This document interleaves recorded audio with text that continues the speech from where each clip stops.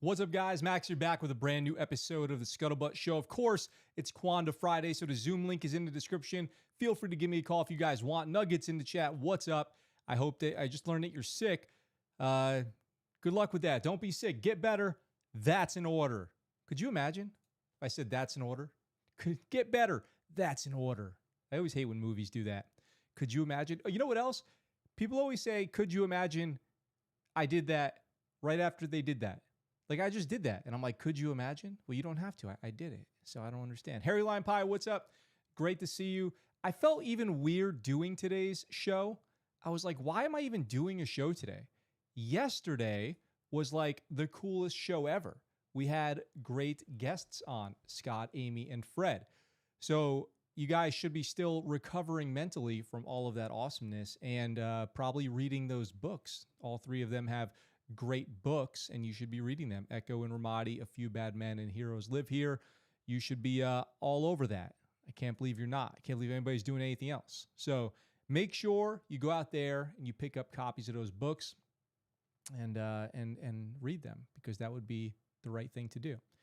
I don't know who's tuning in today. I don't know who has questions for me. Over on Instagram, I posted a funny story this morning. It said, it's from one of the spouses clubs that I'm in. I'm a spouse, so I'm in spouses clubs. And it said, my husband just got a Navy Achievement Medal. Should I get him a gift to celebrate? Navy Achievement Medals are, of course, nice to get. They help with your promotion, especially if you're a junior rank. They don't really help with your promotion if you're a senior rank. But if you're a junior rank, they help with your promotion, and they can be for something as little as doing a regular task or something really great. So I put some stuff on there, and there were some interesting responses. So go check out my Instagram if you guys want to see that. As always, not as always, but I guess for the last 3 weeks, I said I was going to bring some of my military memorabilia onto the show, and I do have something. Kitty, did she say what she was going to end up doing for him? Not to the best of my knowledge yet, but people in there were people on that Facebook post were actually having way too serious of a conversation, so I kind of tuned that out. I like the one we were having over on Instagram better. What was the worst PT session you went through, and what was the second worst? Okay, that's a good question. I'll get to this in a minute. That's a teaser. I just teased you guys. That's why I'm a professional. So, I'll tell you, the worst PT session that I went through. That's a great question. The worst PT session that I went through. There were not too many really bad PT sessions in the Navy. In Navy boot camp, there are times that I remember thinking, I'm pretty tired, but I wasn't in great shape. So looking back on it, after many years of doing pretty intense physical fitness training, I would say I think that those boot camp ones were a little overrated in my mind of how difficult they were. But I do remember kind of a funny story. When I was in boot camp, I had a good ASVAB score. I think I've talked about that on this show before. So when I was in boot camp, they took the people with the highest ASVAB scores, and we stood a special watch called ship staff. And we would stand watch out at the front door of the building and log people as they came in and out. This was cool. This gave us some freedom of movement outside of the normal boot camp rigmarole. Rigmarole? What is that word? I say it sometimes. I couldn't spell it for you or give you a history or definition of it. Anyway, doing the rigmarole. And as a result of being on ship staff watch one day, I missed the wisdom teeth appointments. I had watch. So instead of going to get my wisdom teeth removed, I stood a duty section watch, okay? You guys tracking? So I stood this duty section watch, and then later near the end of boot camp, so this was in July, my birthday is July 9th, and I actually got my wisdom teeth pulled out on my birthday. Now, I kept pretty quiet about it being my birthday. I later found out the person standing directly across me, that we would basically stare into each other's eyes when we were standing at attention. It was his birthday on July 9th, too. We didn't know it because we both were smart, and we shut the heck up and didn't let anybody know it was our birthday, because you would usually get a little birthday beat down. So I get my wisdom teeth pulled out on my birthday, and I go on light duty for like 24 hours or whatever. So I get into my rack and I'm on my painkillers and I'm laying there. And that evening, my division got in some hot water, so to speak. They did something bad. I don't remember what it was. I think it was something that happened that day, like earlier in the day. So they called it abandon ship, which is where you move everything out of the way so you have plenty of room for exercise. And they got one of the worst beatings in all of boot camp was that day.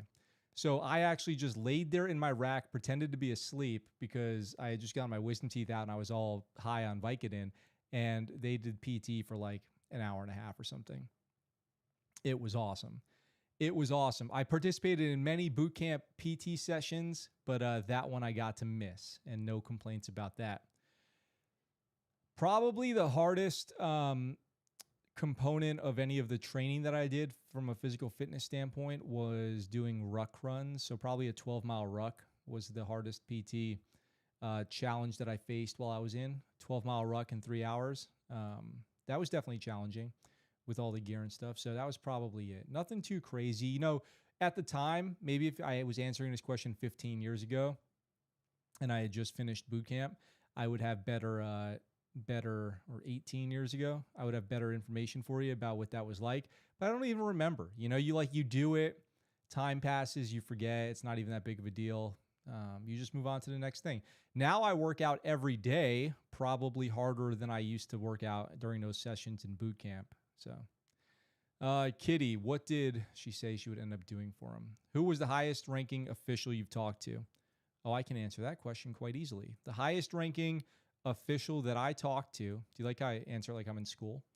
The highest ranking official that I talked to was the chairman of the Joint Chiefs of Staff when it was Admiral Mike Mullen. I gave him a tour around the Bagram Theater Internment Facility, the prison over in Afghanistan. So he was a 4-star admiral that was currently the chairman of the Joint Chiefs of Staff.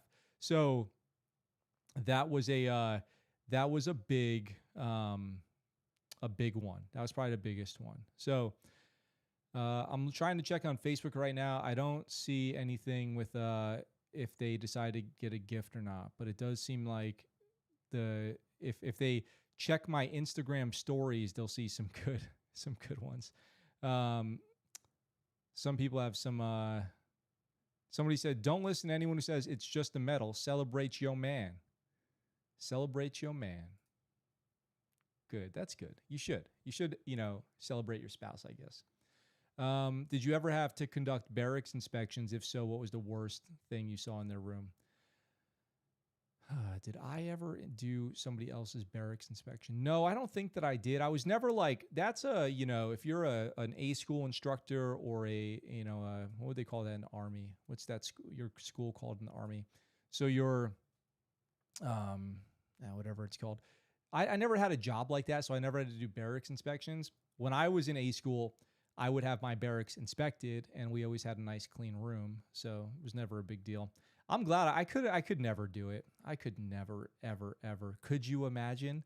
I could. AIT. Thank you, Kitty. AIT. Yep. And didn't you have a question for me the other day that I said I would answer?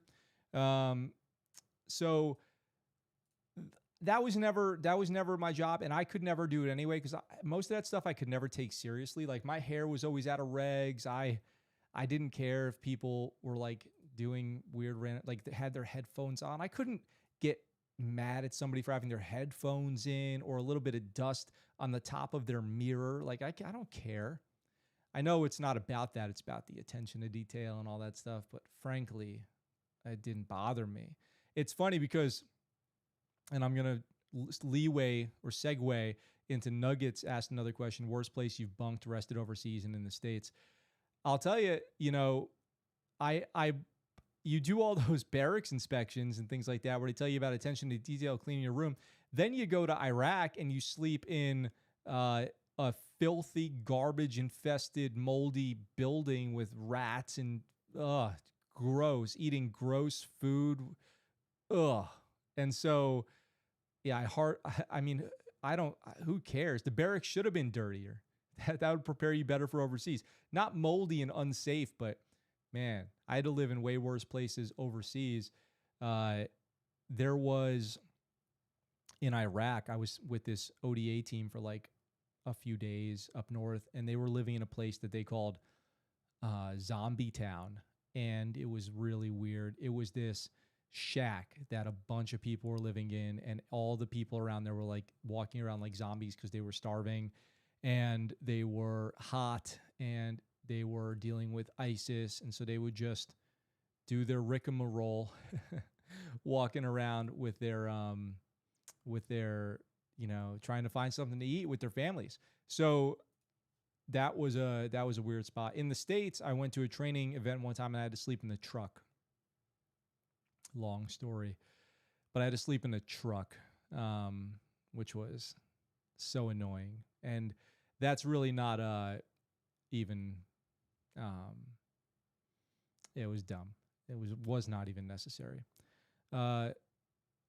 Scuttlebutt, have you seen Hacksaw Ridge?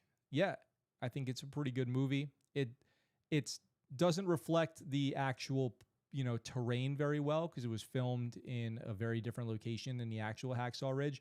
I've been to the actual Hacksaw Ridge because that's in Okinawa, and I went to it a bunch of times when I lived there, and it's very, very different than it's depicted in the movie. I would want to read the book because I've been reading a lot of books lately, and I'm really into books. So maybe I should read Hacksaw. Is that the name of the book, Hacksaw Ridge? Kitty, favorite base you've been to and why?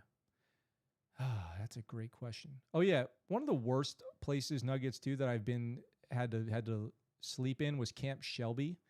That's an Army base out in Mississippi, because it was open bay barracks and the head was out in a field, and it was a brick building with like no door. It's just like at the beach or at a park where there's no actual door. You just go around a little corridor into the bathroom, and there's no doors on the stalls, just metal seats and trash showers and all that stuff. That's where I spent a couple months training for Afghanistan in Camp Shelby. Open bay barracks. We were eating MREs. We had a very poor gym and a very poor head situation. So that was one of the worst. But as far as favorite goes, let's see. Favorite. Probably Nellis Air Force Base was my favorite. That one was awesome. Right there in Vegas. It had really nice facilities, hotels and gyms and stuff. And it was right down the street from the Las Vegas Strip. So that was probably pretty fun for me compared to a lot of the other ones. I got to give a shout out to Camp Roberts up in Central California too, where I've basically spent years of my life. And it's not nice or anything. No, not by a long shot, but it's one of my favorites. Of course, it's Air Force. Yes, of course it is. Still reading By Water Beneath the Walls. Good, as you should be. It's the best. I recommended after the podcast last night, after the recording, I was talking to everybody, and I was like, you guys should all read By Water Beneath the Walls. I tell everyone to read that book. It's my favorite book of all time. It's my favorite military history book. It is just the best. I'm kind of obsessed with it. So let's see. Let me break this out. So you can see here, this is sitting on a platform with my Maximus on it, my name. Let's see. Get that in focus. From Naval Special Warfare Scan Eagle UAV School. This is where I was an instructor. So we got these all made. It has my name on the bottom here too, if you guys can see that. It's pretty cool. There you go. Pretty cool, right? So this is a Scan Eagle, and this is one of the airplanes that I used to fly. You can see it's got a little propeller. So this is one of the planes I used to fly. This is probably my primary duty, was flying this particular aircraft. And we got these made from somewhere in the Philippines, but mine's been moved around, and unfortunately it's been damaged. Right here, you can see there's like nothing here on this side. There's a rudder. So rudder, no rudder. The rudder is right here, and I need to glue that back on. But what's interesting about that is it's more realistic that way, because when we would fly these things and land them, the rudders would come flying off. They would break off. They were even designed to. They were designed to break off.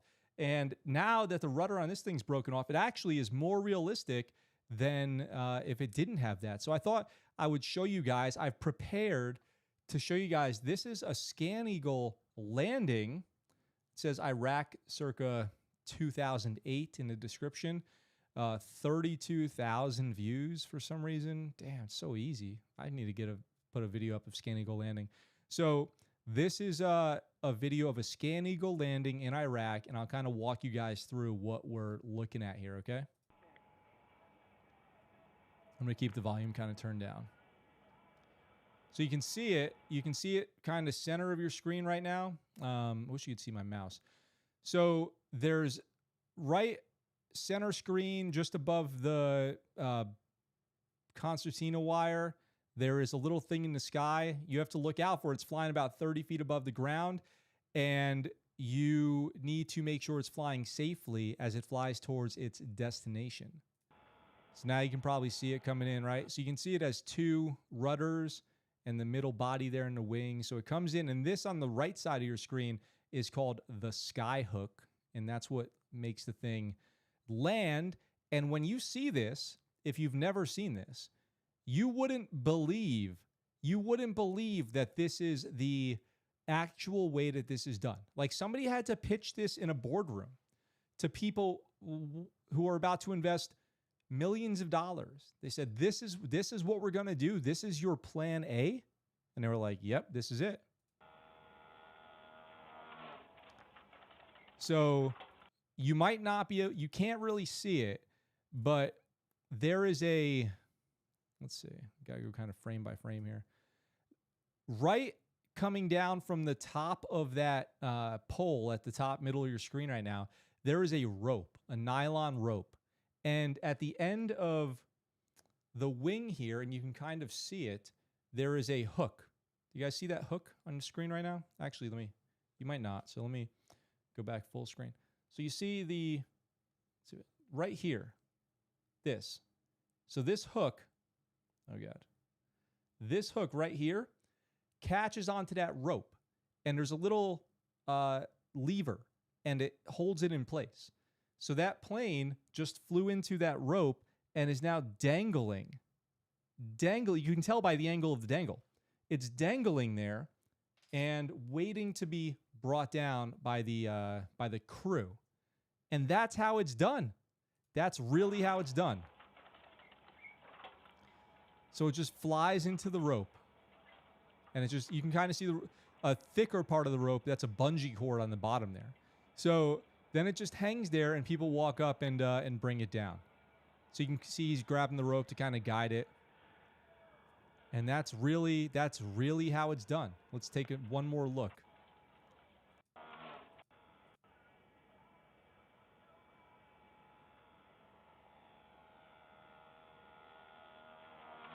Wow. And when it senses that inertia of being captured by the rope, it turns off its engine automatically. And that's how it is. And now the rudders here, they absorb a massive amount of the power of that landing.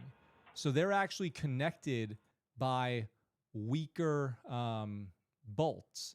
And those bolts are designed to break. And the reason is because within here is a cable. And if these things don't break off as designed, it could damage the cable that's inside. And you don't want that, because that becomes an expensive problem. So yeah, they're designed to break like that, which is very interesting. If you find that crazy, me too.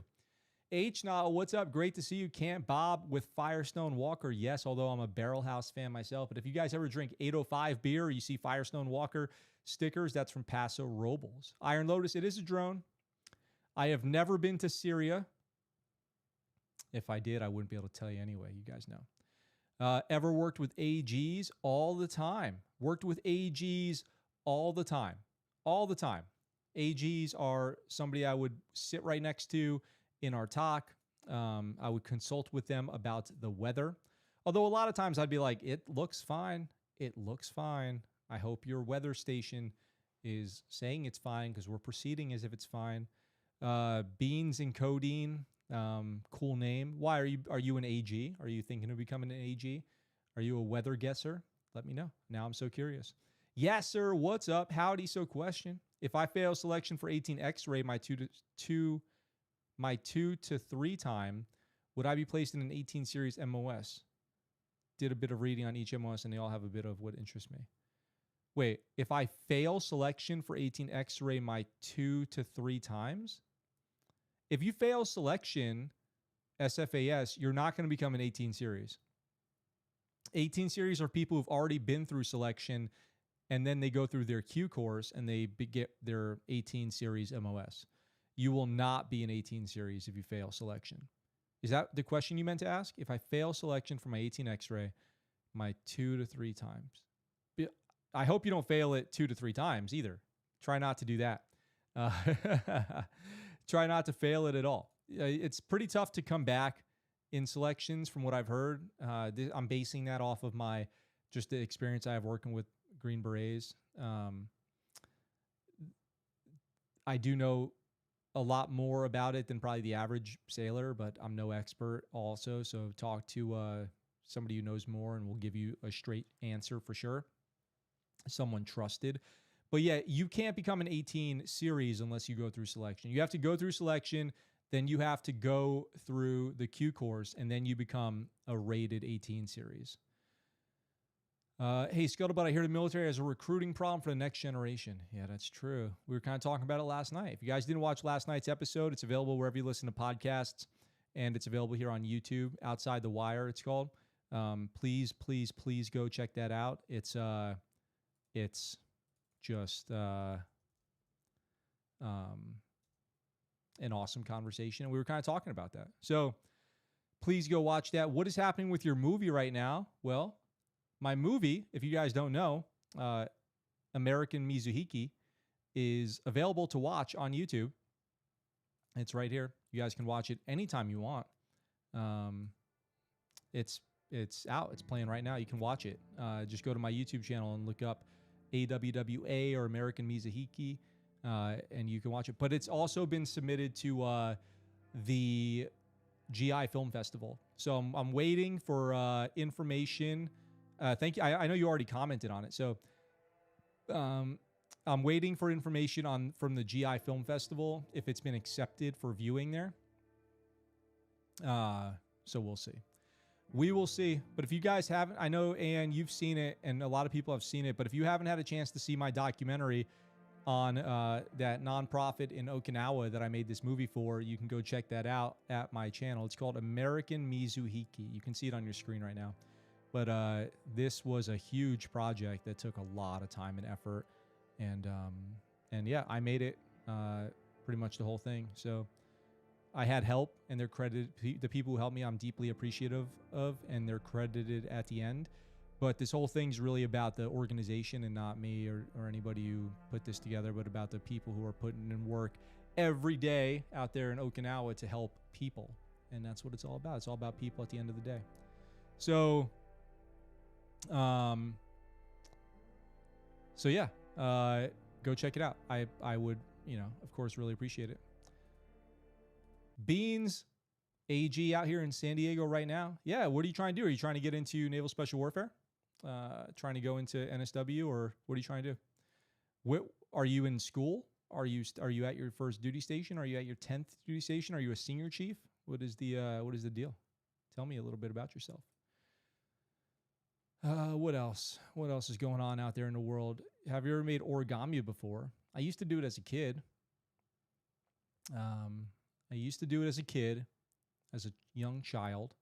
And by the way, guys, the Zoom, you can call me on Zoom if anybody wants to do that. The Zoom link is in the description of this video. You can join me right here live on the show if you have something you want to ask or say hi or whatever.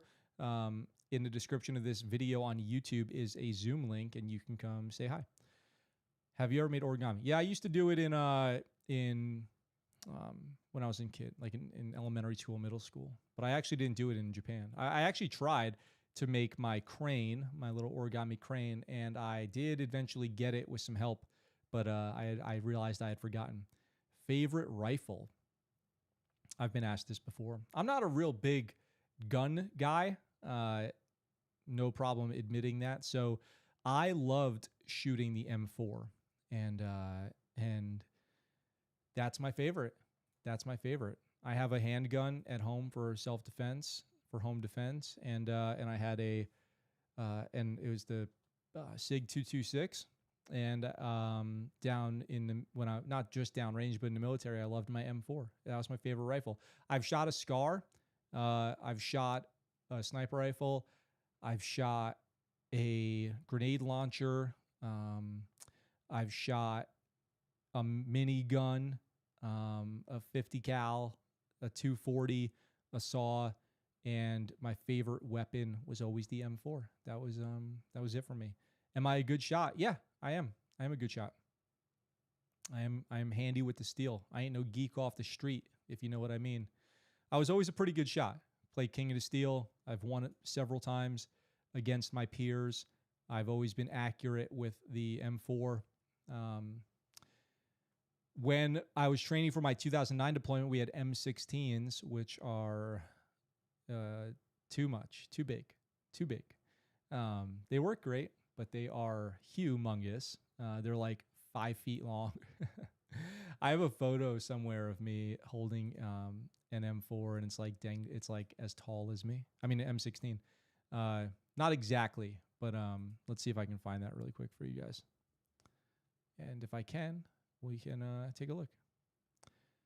I have been binge watching SEAL Team. Very different from the unit. Only thing I can't stand is the backwards ball cap. Oh, interesting.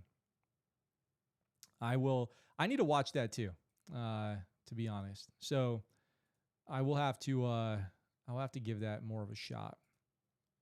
There's so much of it out already that it's like starting a new show is so intense. Scuttlebutt, what is your favorite ship in the Navy? It can be anything. Well, it's got to be the USS Ronald Reagan. All right, you guys ready for this? Boom, look at your boy. Look at your boy back in 2009. Oh my goodness gracious. Look at that. Getting that night qual. Yeah, what can I say about that except for look at that badass right there. What a stone cold killer I am.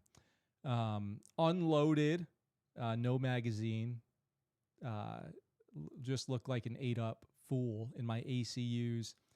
That's for my individual augmentee training, which was just, oh man, it was really a good time. I loved that deployment. That was out at Camp Shelby.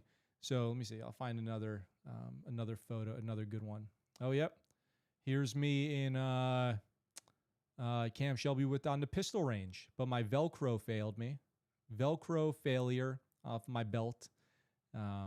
So my lanyard was not doing me any lanyarding. So that's another one. Here we go. 240 qual. Getting qualified on the 240. Proper, shooting form and everything like that.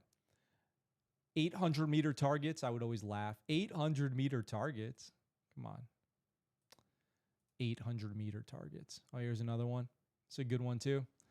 That was our FTX, actually. So that was our final training exercise, and we had to go patrol the city, get contacted, break contact, call in a 9-line, take wounded, clear house, all this crazy stuff. It was awesome. What a good time. That was a lot of fun. Let's see. And you guys have all seen the video of me getting pepper sprayed, so that was something I don't want to relive. Oh yeah, here's one this sums me up right here. That's me in the 240.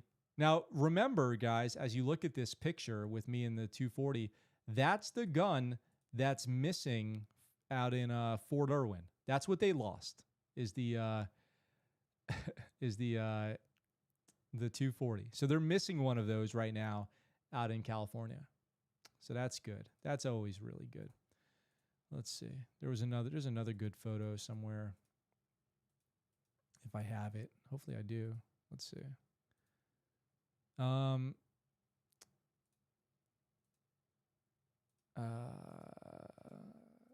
had one photo where I was standing there with my battle rattle, and my groin protector is down. It's like my groin protector ended above my belt. That's the quality of gear we got out there. The favorite ship, USS Ronald Reagan. Thank you, Iron Lotus. Tell us a deployment story. Oh my God, dude. I don't know where to begin with that. Tell us a deployment story. How about this? In 2015, this is not like a war story or anything like that. This is just a funny deployment story. 2015, we're going to Iraq. We're deploying to Iraq, and we had to fly out there, obviously, right? So we get with our crew, and we're on our plane, and you take that flight. It takes a few days. We landed in Spain, a place called Sevilla, Spain, and it was at Morón Air Force Base, otherwise known as Moron Air Force Base, spelt Moron, pronounced Morón. So we land at Morón Air Force Base, and we're like, all right, we're here for about 20 hours. What are we going to do? So we're at Morón Air Force Base, which is here. And a buddy of ours was like, hey, I was stationed here. And now this guy notoriously had been stationed everywhere. He was a senior dude. There was nowhere on earth he had not been stationed. It was weird. It was strange. And so he was like, if I remember correctly, it's like in The Rock where Sean Connery's like, I can, roll through the furnace as long as the timing on the belt hasn't changed. He was like, I remember the bus schedule. Let's go to Sevilla. So now you can see Sevilla on the map right here, right? So Sevilla is this awesome little city in Spain. It is beautiful, beautiful. They have like museums and castles, and it's hard to describe. It's beautiful. So we were like, yeah, let's go. Let's do that. So we take a 45-minute drive from Morón Air Force Base to Sevilla.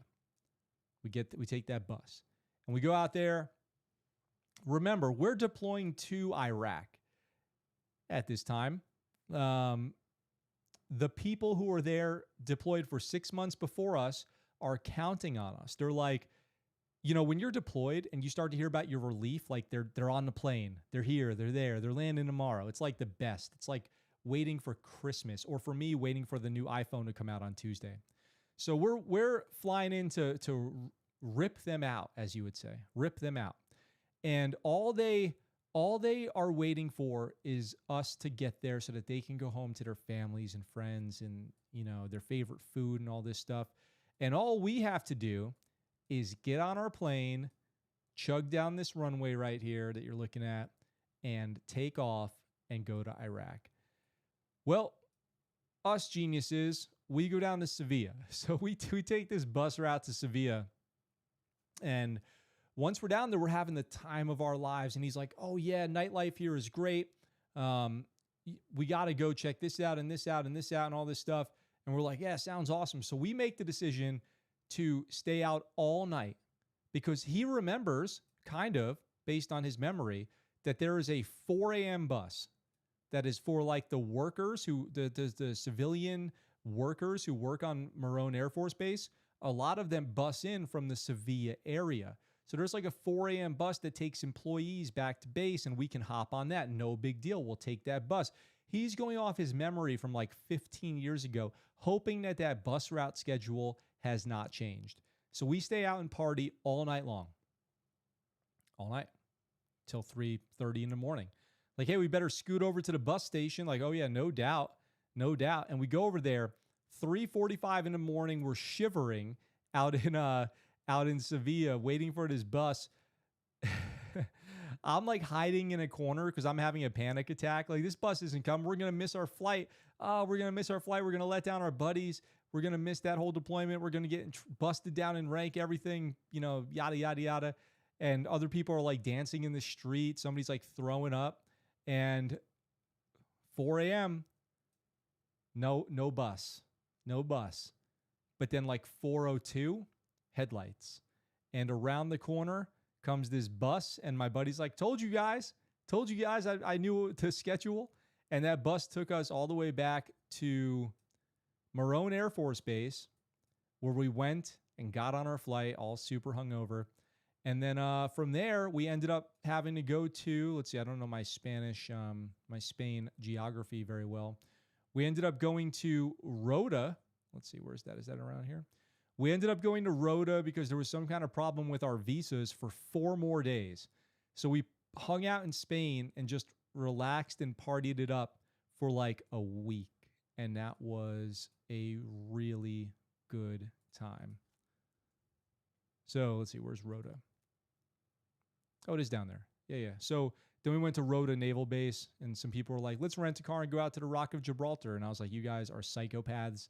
And so they went to Gibraltar, and I stayed on base. Because after that narrow miss, I was not about to miss our movement and not be there to relieve our buddies when they were expecting us. So that was a little deployment story, the adventure we had in Morone. Anybody out there ever been or even heard of Morone Air Force Base? Did anybody out there even know that there was an Air Force base in Spain in Morone other than a naval base in Rota? Did you guys even know that? Did I just blow your minds? Minds blown? Let me know in the comments. That's what I always say, right? Let me know in the comments section. In the comments section, that's where it goes down at. Nope, Iron Lotus says. Well, now you do. The more you know. That's why the Scuttlebutt Show is an educational program, scarred for life by a 2-minute late bus. You're not, no joke. That is no joke. I was a little bit scarred for life based on that. That hurt my soul. I was so mad at myself. Like, we're waiting there for that bus, and I'm like, I can't believe that we did this. This was so stupid. This was so stupid, and we're all gonna go to prison or something like that. Yeah. Oh yeah. The M16, the 240. It's good memories right there. My blank fire adapter. You know you look tough with a BFA, right? When you're rolling around with the BFA, that's thug life right there. Straight gangster style with the BFA. And by that, I of course mean straight clown style. I'm clowning around with my blank fire adapter. That's how I roll. No actual gangsterness over here. Just me and my BFA.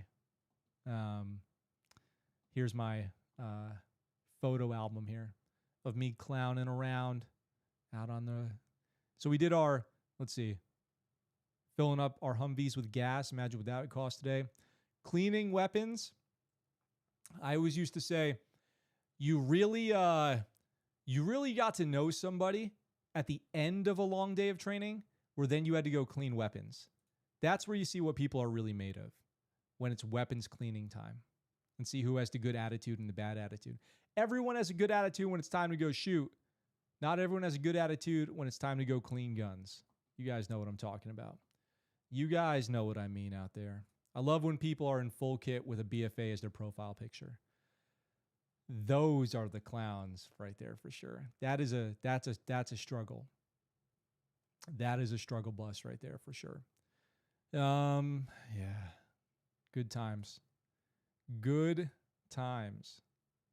A lot of fun. Let's see. What else is going on out there in the world? What else you guys got for me?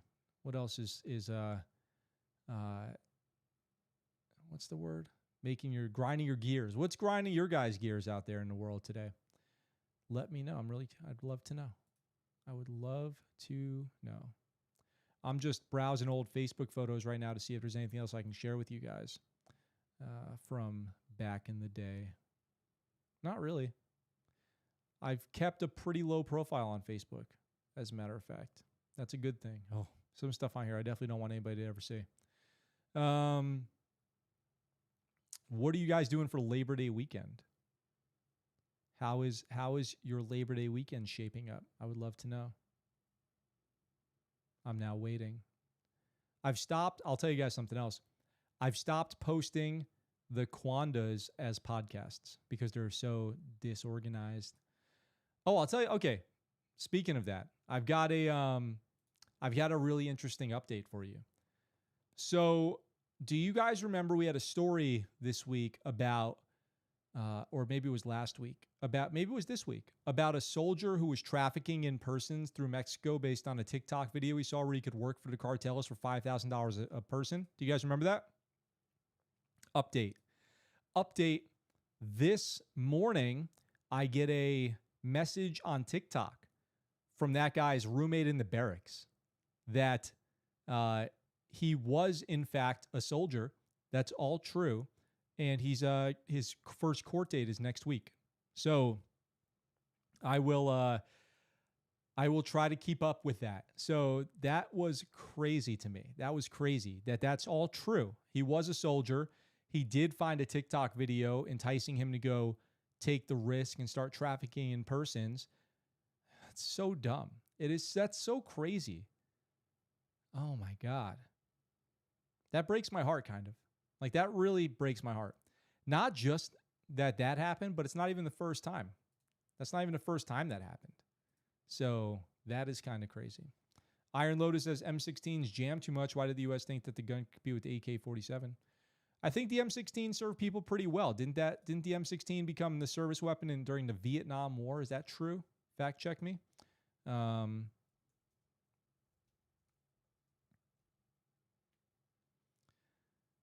When was the M16 issued? 1969 in Vietnam. In 1964, the M16 entered U.S. military service and was deployed the following year in 1965. In 1969, the M16 officially replaced the M14. So yeah, I think it's probably served people well. Harry Lime Pie says, do you think that drone boat the Iranians tried to take had more intel stuff on it or just weather stuff? Probably just weather stuff. I don't think the Navy would leave out a top secret, piece of intelligence unmanned. That would be a sensitive item. I don't think they would ever do that. Seems unlikely to me. Kitty posts rigmarole, RIGMAROLE. Confused, rambling, or incoherent discourse. That should be the name of this podcast, the rigmarole. Nonsense. Now we all know how to spell it and what it means because I've never heard that word before. They took another 2 drone boats today. What? Is that true? 2 more? Yeah. Iran seizes 2 U.S. Sea drone boats. An Iranian warship seized and temporarily held 2 U.S. Navy Sea drones at the Red Sea, according to an American military official. The second time this week. Iran, stop. Well, what do you do, I guess? What do you do? Do you escalate or do you... you kind of have to. Can't do nothing. Diplomacy, right? First. But the whole point of the Navy is sea power. Freedom of movement at sea. Safe passage. That's the point of our Navy. The Navy confronted them again and they released them. The vessels posed no risk to naval traffic and had been operating in the general vicinity of the southern Red Sea for more than 200 consecutive days without incident. In addition to sending the 2 destroyers to the scene, the Navy also dispatched the MH Romeo Seahawk, which those aircraft would typically intervene with vessels at sea, unknown vessels at sea all the time. That's a pretty common thing. They would go out there and do some call-outs. Scuttlebutt, they are still pissed about Qasem Soleimani. I guess, but F around and find out. The Iranians did not respond, and the Thunderbolt then sent a rigid-hull inflatable boat, a rib, to cut the tow line. The Fifth Fleet also launched a 60 Sierra Seahawk from Bahrain. Iranian state television said the Navy accused the U.S. of fabricating a Hollywood-style story. Of course, misinformation campaigns. Misinformation campaigns, definitely not good. Not at all. Wow, crazy. Wild and crazy stuff going on over there, that's for sure. I don't know. I don't know what to think about it. I guess there's always... It's not such a big deal. Like we talked about the other day, the Iranian Navy literally captured sailors at sea, American sailors, and held them. So this is far from the worst escalation or interception that we've seen. Far from the worst. Nikki MGTV, who just watches my show and then copies it for his show, did a story on it today. So never forget the American with white socks who made a statement saying how great Iran was after getting captured at sea. I still can't believe that. That dude's definitely riding a desk somewhere for sure. Oh, man. Not cool, man. Not good. Not good at all. So maybe we'll wrap it up today, guys. Maybe we'll get you and I out of here early so we can all start enjoying our Labor Day weekends. What do you think? How does that sound? It's been a heck of a week. Last night was just a great episode. I even felt weird coming on today. Like, how do you follow that up? You don't. You don't follow that up. September 11th, if you guys are out in the Southern California area or even surrounding areas and you want to come down for that event outside the Wire at the Oceanside Sunshine Theater, I think it's called, or hit me up for more information. It's going to be fantastic. I'll be there bringing you guys some updates on that. You can always reach out to me anytime with anything on my Instagram or the scuttlebuttshow@gmail.com. And you can also, of course, as always, shop on scuttlebuttshow.com for all of your merch needs. So if we look over here, we've got brand new shirts like the Scuttlebuddy shirt and the Hydrate and Die shirt. We've got men's, women's, and kids, water bottles, everything. All of these designed by me. Ladies, remember to stay promotable out there and trained to train and all of that because that's how we roll here on the Scuttlebutt Show. So go check that out. You'd be doing yourself a great service, bringing great credit upon the Scuttlebutt Show. Yeah, I guess I'm going to wrap it up there. Before this thing goes too far off the rails on the rigmarole.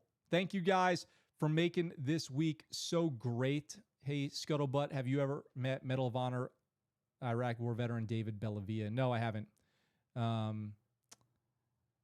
Kitty, the Instagram link only has that one shirt, but you have to go to the store you can buy from that link directly, that one shirt, or you can go to the full store, scuttlebuttshow.com, and that's where everything is. So you actually have to go to scuttlebuttshow.com. The Instagram link just pops up with that one shirt, but the whole website has everything else. I've never met David Bellavia, but he's a badass for sure. We've talked about him on the show before, that he works like IT in some office now.